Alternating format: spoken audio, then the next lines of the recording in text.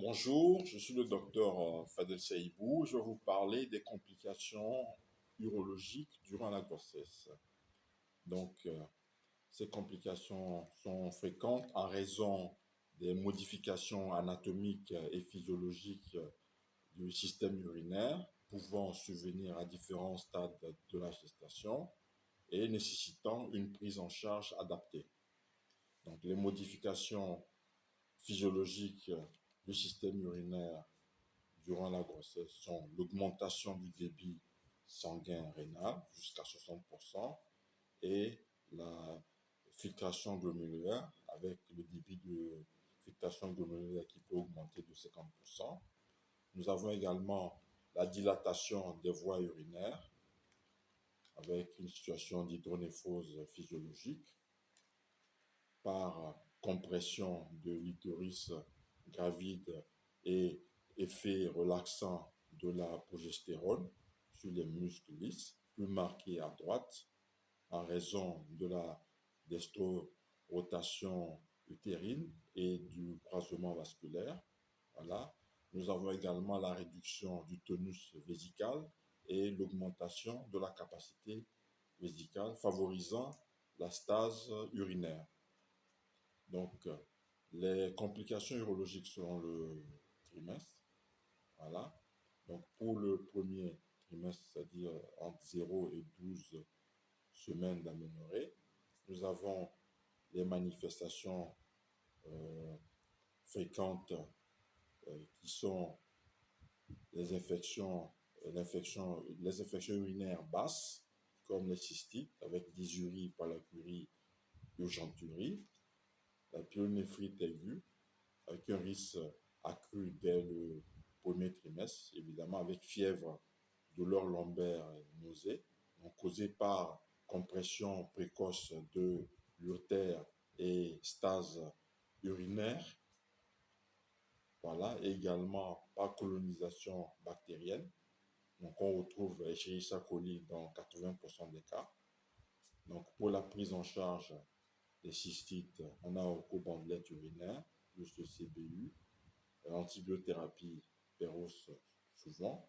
Pour les pyélonéphrite, dans les cas graves, on recourt à l'hospitalisation. Donc on a également l'antibiothérapie IV, intraveineuse, voilà, et la surveillance de la fonction rénale. Donc pour le deuxième trimestre, c'est-à-dire entre le 13e et le 21e, entre la 13e et 21e semaine d'aménorrhée. Donc, on a aggravation de l'hydronéphose physiologique avec douleur lombaire modérée, quand même, des cas de colique néphrétique par lithiase urinaire qu'on remarque dans 5% des cas de grossesse.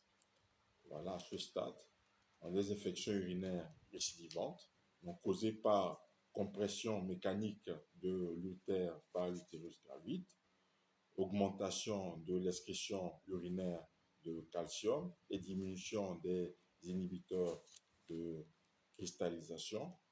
Voilà. Donc pour la prise en charge, nous avons pour la colique néphrétique le recours à l'échographie Doppler en évitant l'urographie intraveineuse et le scanner. Voilà. Donc les antalgiques, nous avons le paracétamol, plus ou moins la morphine, l'utilisation des antiémétiques également. Donc le drainage par sonde WG ou de néphrostomie si obstruction sévère ou infection. Voilà. Pour l'infection urinaire, donc le CBU systématique et antibiothérapie adaptée. Donc prophylaxie si récidive, s'il y a des cas de récidive. Voilà.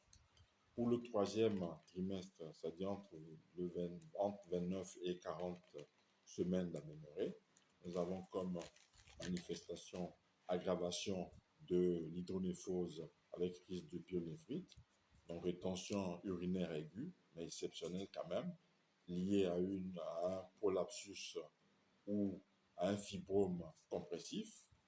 Alors, nous avons la prééclampsie avec protéinurie supérieure à 300 mg par 24 heures,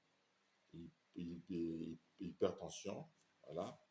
Donc, des situations causées par la compression extrême des voies urinaires et la dysfonction endothéliale pour les prééclampsies. Voilà. Pour la prise en charge donc, de l'hydronéphrose symptomatique, on a recours aux sondes d'Uji ou de néphrostomie percutanée si douleur ou intolérance. Voilà. Pour la prééclampsie, donc hospitalisation, contrôle tensionnel, corticothérapie si inférieure à 34 semaines d'aménorrhée, et accouchement si aggravation, parce que c'est le seul traitement curatif. Donc, les situations urgentes sont la pyélonéphrite obstructive à cause du risque de choc septique.